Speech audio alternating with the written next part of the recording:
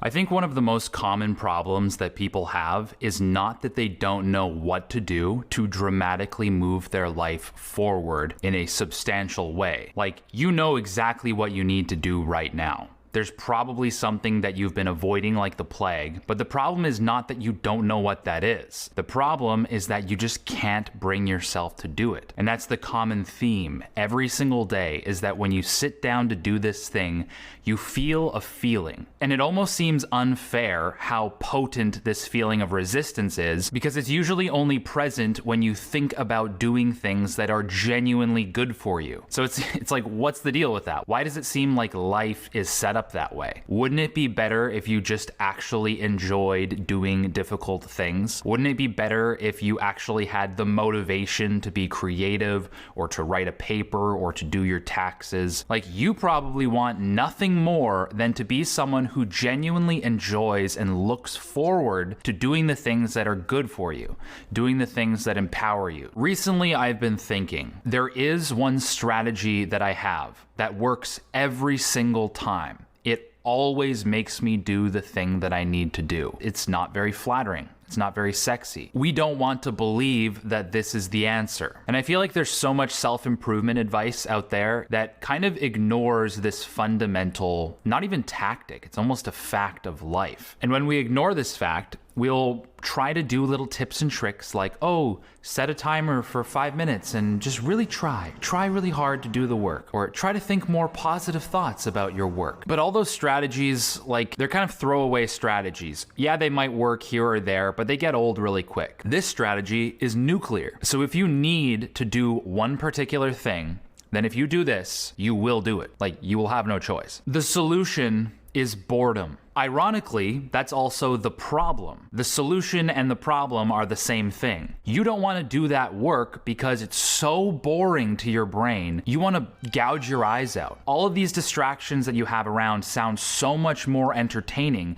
than doing that thing. So you always have a back door. Why in hell would you write an essay when you could be checking Instagram, when you could be watching YouTube videos like this one? But the key realization is that your brain doesn't see objective entertainment values. It's always relative. A good analogy for this is when you're spending all day outside in the sun, it's a super bright day, and then you walk into a dim room or a store. That indoor space feels super dark. You're like, oh man, I can't see anything. What is this? And then you see that weird, like, fake sun in your periphery that starts to fade. Everything looks like weird and purpley. And in a very similar way, if you've been asleep for a couple hours and you have to get up and go to the bathroom, you turn the lights on and it's just blinding. It's not that that bathroom is any more bright than it was before you went to bed when you were brushing your teeth. It's just that your brain interprets things using contrasts. It uses comparison. So the key is to utterly delete the back doors. The key is to strip away every single option, to sit in a blank room with nothing in it,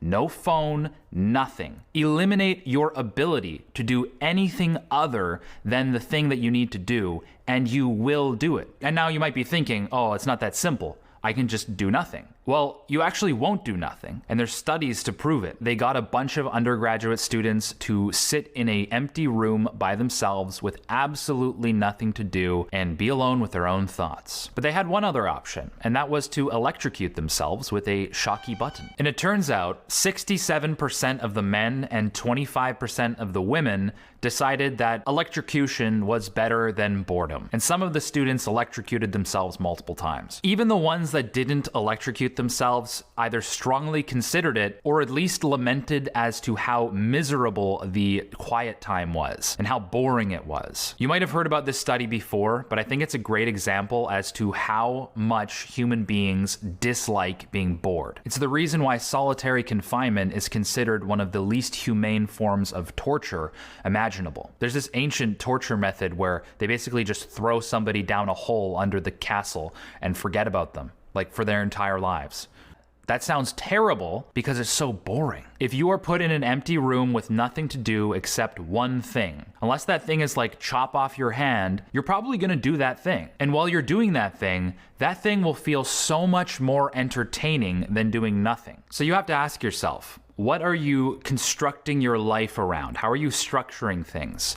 Are the things that you're supposed to do entertaining in comparison to the things that you use as distractions, because the larger the disparity, the more agonizing that thing will be. And you'll find very quickly that if you delete distractions as an option, it works right away. It's insane. This isn't like some dopamine detox that you got to do over weeks and months and years, although that will help you get used to finding the entertainment value in difficult things. This is something that works right away because your brain needs to survive. It hates feeling bored, so it will make whatever your only option is as entertaining as it needs to. I even have personal evidence for this. One of the most productive, social, and energetic times in my entire life is when I was living in a little 900 square foot basement suite in the middle of suburbia with absolutely nothing to do except edit video. I was absolutely broke, and to edit these videos that I had to do for my very few corporate freelance videography clients, I was sitting on an upside down laundry hamper because I couldn't afford a office chair. But this was deeply motivating to me. Although I did live with my friend Alex, he was hardly ever around, so I had these long periods of loneliness.